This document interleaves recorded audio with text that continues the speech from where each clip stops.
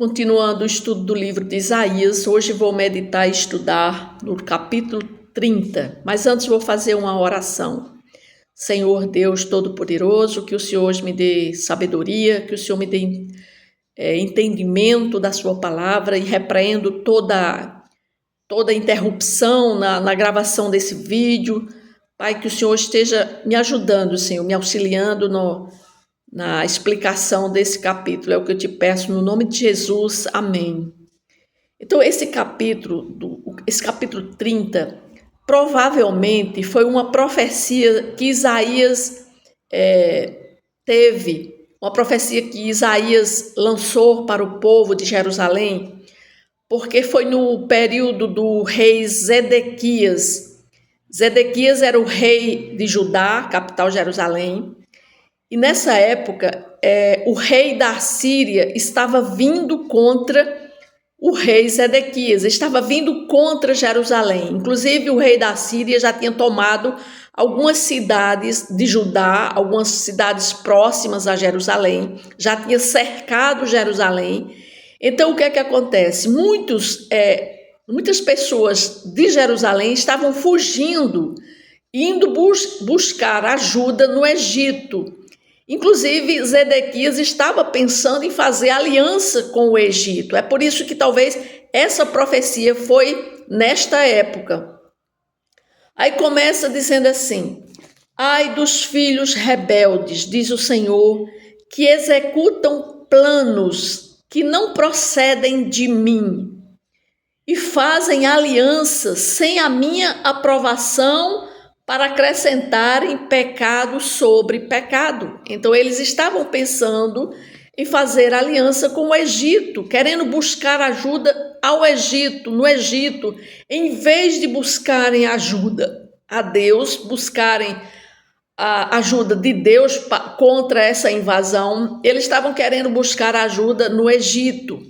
Aí no versículo 2 diz: que descem ao Egito sem me consultar, buscando refúgio em Faraó e abrigo à sombra do Egito.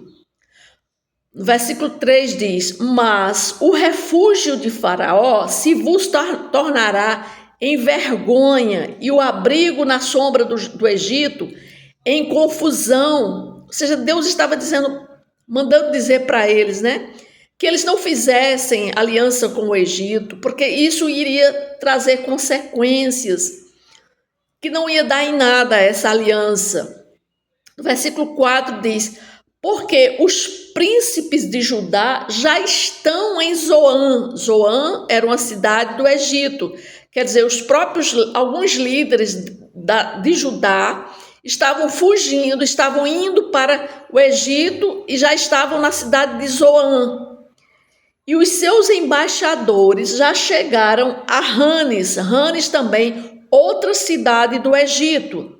Aí no versículo 5, todos se envergonharão de um povo que nada lhes valerá. Ou seja, todos eles vão ficar envergonhados de um povo, ou seja, o povo do Egito, de nada lhes valerá. Eles não vão acudir vocês.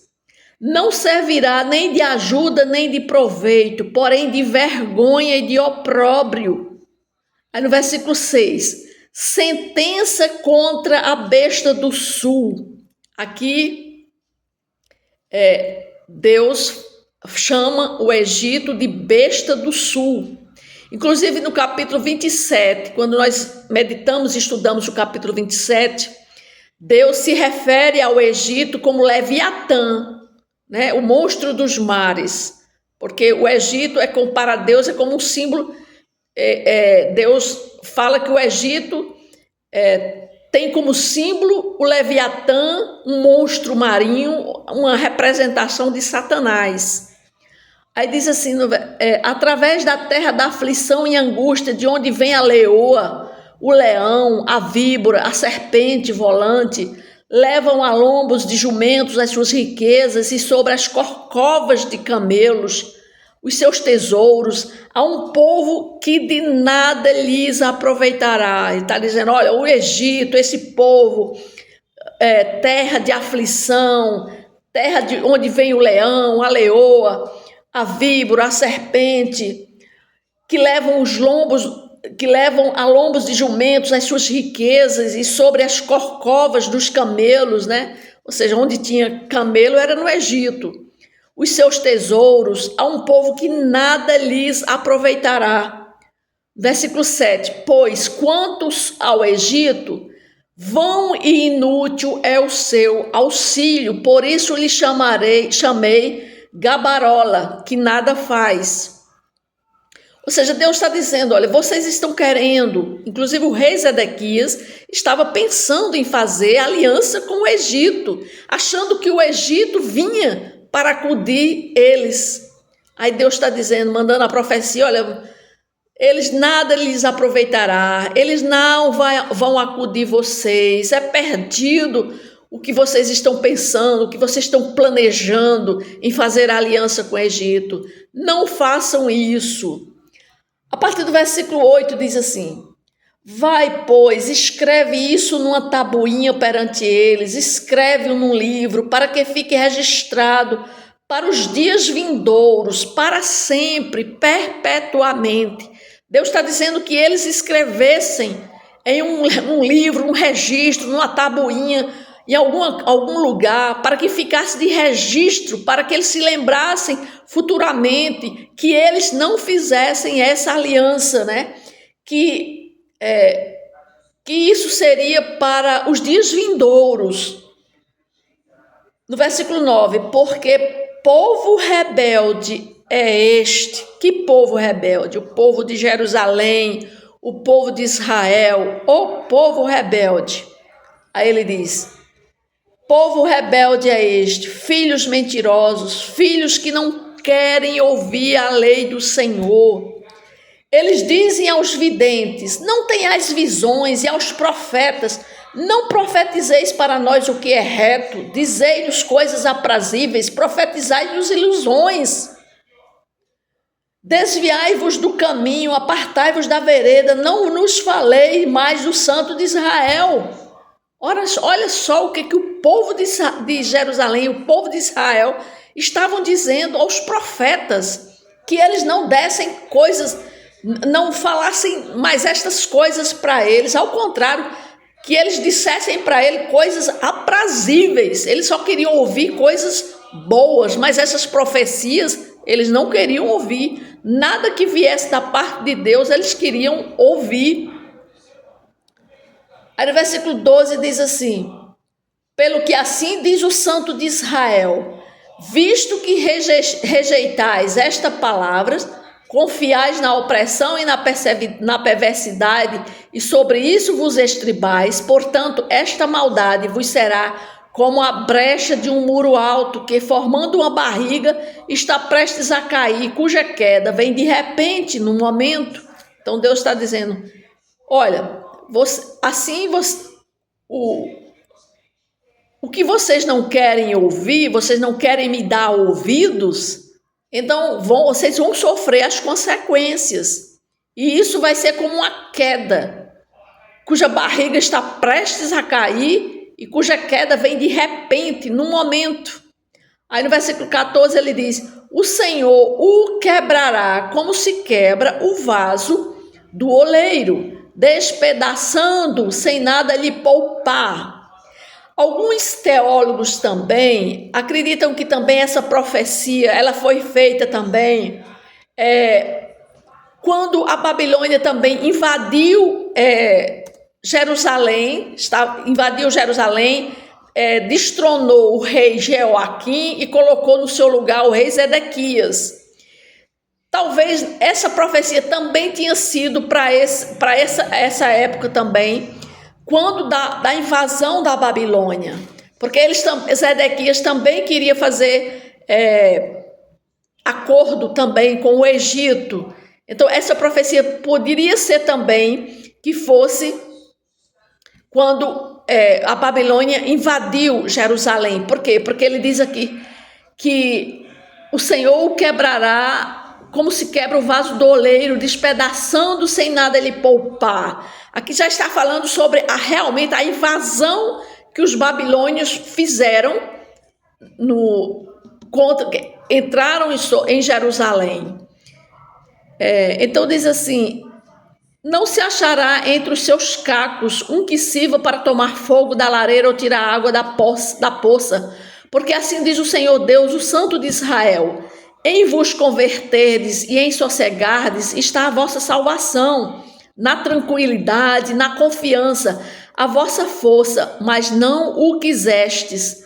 Antes dizeis: não, sobre cavalos fugiremos. Portanto, fugireis, e sobre cavalos ligeiros cavalgaremos. Sim, ligeiros serão os vossos perseguidores. 1000 homens fugirão pela ameaça de apenas um, pela ameaça de 5. Todos vós fugireis, até que sejais deixados como um mastro no cimo do monte, como estandarte no outeiro. Ou seja, aqui, a partir do versículo 8, nós somos agraciados com a mensagem de restauração no meio da repreensão e da advertência. Porque o profeta Isaías aqui, como mensageiro de Deus, ele proclama um convite à obediência e a uma promessa de redenção para o povo de Israel. Aqui no versículo 14, 12 a 14, nós vimos que, a partir do versículo 12, diz assim: pelo que assim diz o Santo de Israel, visto que rejeitais esta palavra, né? Então aqui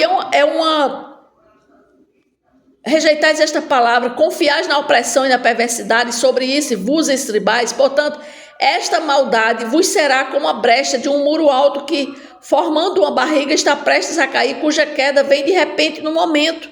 Ou seja, aqui o profeta Isaías está dizendo: olha, já que vocês rejeitaram a palavra, então a consequência vai vir e vocês vão ser invadidos. Por isso que alguns teólogos acreditam também que essa profecia foi por causa da invasão da Babilônia contra a cidade de Jerusalém, porque a Babilônia invade Jerusalém, Nabucodonosor vem contra Jerusalém, invade, leva cativo todos os israelitas, né, os judeus, são levados cativos para a Babilônia. Então aqui é como se Deus estivesse: já que vocês se revoltaram, não quiseram me ouvir, então agora vai haver uma consequência, vocês vão ser invadidos. Então o que é que acontece? A partir do versículo 18, a partir do versículo 8, né, nós vamos ver que Isaías ele vai estar exortando aquele povo, falando para aquele povo que eles se arrependessem, porque senão viria consequências, como realmente veio as consequências, né? E a partir do versículo 18 diz assim: por isso o Senhor espera para ter misericórdia de vós, e se detém para se compadecer de vós, porque o Senhor é Deus de justiça.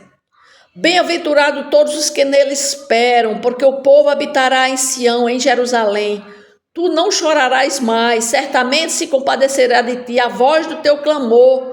Ou seja, aqui Isaías está falando agora uma esperança, dando uma esperança. É como se a compaixão de Deus por Israel é tão grande, né? Que ele começa aqui, o profeta Isaías começa destacando a profunda compaixão de Deus por Israel. Aí ele diz, e o profeta é como se ele estivesse ansiando demonstrar para aquele povo que Deus teria misericórdia deles. E este versículo nos lembra que a paciência de Deus é infinita, porque ele diz assim: por isso o Senhor espera para ter misericórdia de vós. Ou seja, ele está falando sobre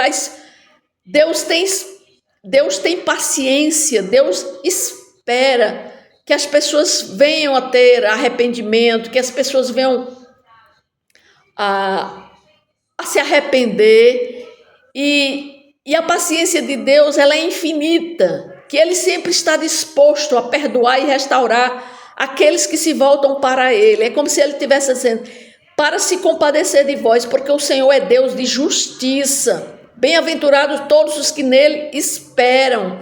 Então é como se agora Isaías tinha dado a promessa para que eles não confiassem na nação do Egito, né? Mas que eles confiassem em Deus. Aí depois ele começa a falar que as pessoas não queriam nem ouvir as profecias do profeta Isaías, nem de outros profetas, queriam que os profetas dessem notícias aprazíveis, notícias boas, mas as notícias de Deus não. Então aquele povo, do versículo 8 ao versículo 17, ele fala sobre a rebeldia daquele povo, mostrando rebeldia, povo rebelde.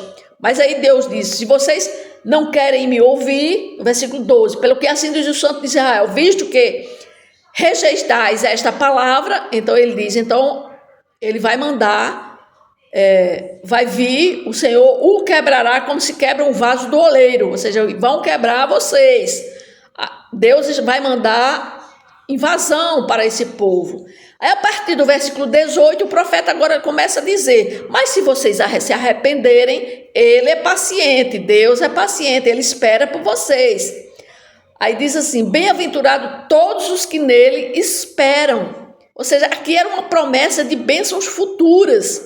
A partir do versículo 19, ele diz assim, porque o povo habitará em Sião, em Jerusalém, tu não chorarás mais, certamente se compadecerá de ti a voz do teu clamor, e ouvindo-a te responderá. No versículo 20, embora o Senhor vos dê pão de angústia e água de aflição, contudo, não se esconderão mais dos teus mestres, os teus olhos verão os teus mestres. Ou seja, que o profeta Isaías começa a descrever as bênçãos futuras reservadas para o povo de Israel. Ele profetiza um tempo em que o povo ouvirá a sua voz, seguindo sua orientação, rejeitarão os ídolos e falsos deuses que haviam buscado anteriormente, e esse arrependimento e retorno a Deus, eles serão seguidos por uma profunda transformação e restauração. Então agora Isaías está falando coisas boas que eles agora vão querer ouvir, mas desde que eles estejam arrependidos, né? Então Isaías começa a descrever uma série de bênçãos de Deus que derramaria sobre aquele povo, sobre o seu povo. Aí diz assim, quando te desviares para a direita e quando te desviares para a esquerda, os teus ouvidos ouvirão atrás de ti uma palavra dizendo, este é o caminho, andai por ele, e terás por contaminados a prata que recobre as imagens esculpidas e o ouro que reveste as tuas imagens de fundição. Lançá-las fora como coisa imunda, e a cada uma dirás, fora daqui. Ou seja, Isaías agora está falando que eles irão rejeitar as imagens de escultura. Versículo 23, então o Senhor te dará chuva sobre a tua semente, com que semeares a terra, como também pão como produto da terra, o qual será farto e nutritivo. Naquele dia o teu gado pastará em lugares espaçosos. Então a partir do versículo 23 em diante até o versículo 26, o profeta Isaías começa a falar de bênçãos que serão derramadas sobre o seu povo, bênçãos que virão no futuro, né? E a partir do versículo 27, aí vem agora falando sobre o julgamento da Assíria, ou seja, começa agora a profecia contra os assírios, né? Então, voltando àquilo que eu falei antes, por isso que os teólogos acreditam que esse capítulo 30 tenha sido uma profecia para o rei Zedequias e para o povo de Jerusalém, naquela época em que o rei da Assíria estava querendo invadir Jerusalém, ou seja, no tempo que eles estavam cercando, o rei Senaqueribe cercando o muro de Jerusalém, querendo invadir Jerusalém, onde o rei Zedequias é que estava no poder. Por quê? Porque aqui, a partir do versículo 27, o profeta Isaías começa agora a falar sobre o dia da vingança desses que estavam vindo contra Jerusalém, que era a Assíria. Então, no 27 diz assim: eis o nome do Senhor, vem de longe, ardendo na sua ira, no meio de espessas nuvens, os seus lábios estão cheios de indignação e a sua língua é como fogo devorador. A sua respiração é como a torrente que transborda e chega até o pescoço, para peneirar as nações como peneira de destruição. Um freio de fazer errar estará nos queixos dos povos. Então aqui está falando sobre o terror da ira de Deus, né? Um freio de fazer errar estará nos queixos dos povos. No 29, um cântico haverá entre vós, como na noite em que se celebra a festa santa, e a alegria de coração como a daquele que sai ao som da flauta para ir ao monte do Senhor, a rocha de Israel. Então aqui o salmista começa a falar, Isaías começa a falar sobre a vinda do Senhor com juízo. Então ele utiliza o nome, uma imagem poderosa e simbólica ao falar do nome ardente do Senhor, ou seja, ele vem de longe ardendo na sua ira, no meio de espessas nuvens. Os seus lábios estão cheios de indignação e a sua língua como fogo devorador. Está falando Deus, aqui Isaías está descrevendo o terror que acompanha a ira de Deus. Então aqui ele está falando que Deus vai vir com grande terror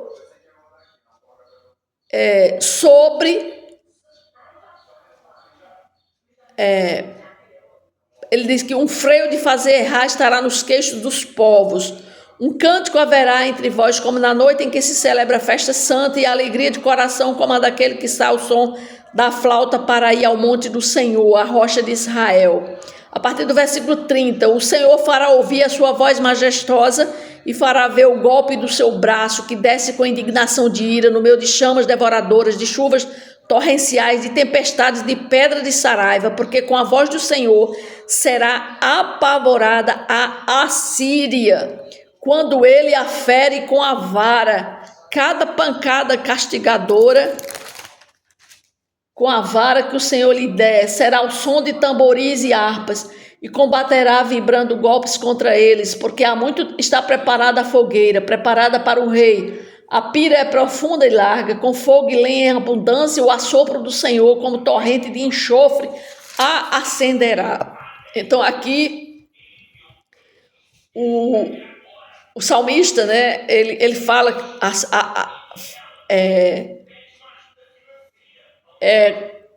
está falando sobre a imagem do fogo do Senhor, que pode ser interpretada como um símbolo de purificação. Ele diz que o Senhor fará ouvir a voz e fará ver o golpe do seu braço, que desce com indignação e ira, no meio de chamas devoradoras, de chuvas torrenciais, porque com a voz do Senhor será apavorada a Síria, quando ele a fere com vara. Então ele está dizendo que Deus vem com toda a sua ira sobre a nação que veio contra a nação de Jerusalém. Ou seja, aqui em Isaías, do 27 ao 33, nós vamos ver o dia da vingança do Senhor. Ele está enfatizando a justiça divina e a purificação, né? Porque é uma lembrança do poder que Deus tem para julgar o mal e restaurar o bem e a ordem. Embora possa parecer sombria, essa mensagem também nos oferece um conforto ao lembrar que Deus age com justiça e misericórdia. Como crente, nós podemos confiar em sua soberania e buscar viver a conformidade com seus princípios, porque nós vimos aqui, através da profecia que Isaías trouxe para aquele povo de Jerusalém, primeiro, que nós devemos confiar em Deus e não fazermos alianças com outros, porque aqui o povo de Jerusalém estavam buscando aliança com o Egito. Aí Deus começa condenando essa aliança, que buscasse a confiar nele.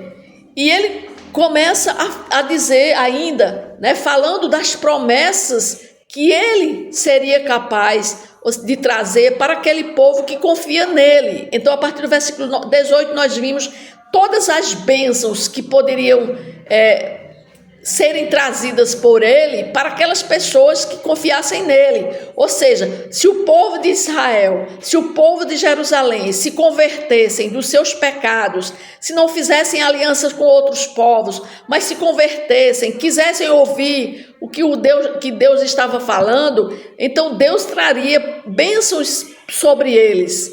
E também fala a respeito, a profecia também já fala a respeito da ira de Deus contra o povo assírio, que estava vindo contra Jerusalém. Então, a partir do versículo 27, nós vimos que o terror que seria a ira de Deus contra os seus inimigos, no caso, a Assíria. Então, o que é que nós podemos ver aqui? O que é que nós podemos refletir a respeito desse capítulo 30, né? Primeiro, nós vimos aqui no capítulo 30 que o povo de Israel, sendo advertido contra confiar em alianças humanas, em vez de confiar em Deus. Então, o povo de Israel estava sendo advertido, assim como também Deus nos adverte, que nós temos que confiar nele. Muitas vezes nós queremos confiar em outras pessoas, queremos confiar em coisas, queremos confiar no nosso dinheiro, naquilo que nós fazemos. Então Deus diz que a nossa confiança que temos que ter é nele e nada em outra coisa. Isso é o que o capítulo 30 nos mostra. O primeiro motivo pelo qual nós temos que extrair desse capítulo é a busca pelo arrependimento, pela confiança renovada em Deus, porque aquele povo estava sendo avisado e aquele povo estava rejeitando as mensagens dos profetas e dos videntes. Eles estavam querendo ouvir coisas boas. Eles dizem aqui no capítulo, no versículo 10, ele quer: dizei-nos coisas aprazíveis, profetizai-nos ilusões. Eles estavam querendo ouvir outras coisas e não a mensagem de Deus. Por isso que Deus manda que eles se arrependessem daquilo que eles estavam querendo. Então nós podemos orar e pedir para Deus na nossa vida que nós temos que reconhecer qualquer tendência nossa em confiar em nossas próprias habilidades, nos nossos próprios recursos ou em soluções humanas, em vez de confiar em Deus. Então nós temos que pedir a Deus que Ele nos ajude a nos voltarmos para Ele, a reconhecer nossas falhas quando tentamos confiar em outras pessoas, confiar em outra coisa que não seja a Ele. E Ele tem que ser o nosso refúgio e nossa fortaleza. É Ele a quem nós devemos buscar. Aqui em Isaías 30 também, nós também vimos que apresenta-se uma mensagem de esperança, de restauração, né? Porque nós vimos que quando as pessoas se convertessem, como ele diz aqui no capítulo, no versículo 15, diz: em vos convertestes e em sossegados está a vossa salvação, na tranquilidade e na confiança está a vossa salvação, a vossa força, mas não o quisestes. Aqui o povo rejeitou. Deus estava oferecendo para eles. E a partir do versículo 18, ele começa a falar sobre as bênçãos espirituais, as bênçãos que aquele povo iria receber dele, se aquele povo estivessem obedecendo a ele. Então, é isso que nós devemos pedir a Deus, né? Que nós, a cada dia, nós possamos confiar nele e obedecê-lo, para que nós possamos ser abençoados com toda sorte de bênçãos espirituais. É o que está escrito na sua própria palavra, né? Que ele nos concede todas essas bênçãos. Mas para isso é preciso que nós estejamos em aliança com ele, em obediência a ele. É isso que a palavra de Deus nos diz neste capítulo 30. Amém?